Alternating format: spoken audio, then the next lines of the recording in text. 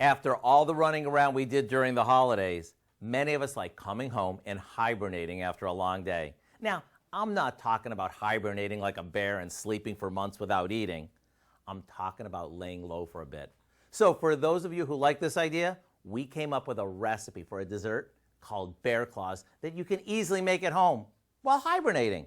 We begin by cutting a sheet of frozen puff pastry that we thawed into squares. Now we top half of each square with some canned almond filling. Once they're all topped, we fold the dough over the filling and seal the edges. Now we cut 4 slits along the edge of each square and sort of curve it back a bit so they resemble the claw of a bear. Then we brush each one with an egg wash and sprinkle them with some sliced almonds before popping them in the oven.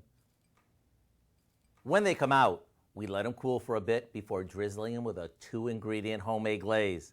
As for the taste, between the rich almond filling, the flaky crust, and the sweetness of the glaze, you might want to grab a plate of these and go into hibernation.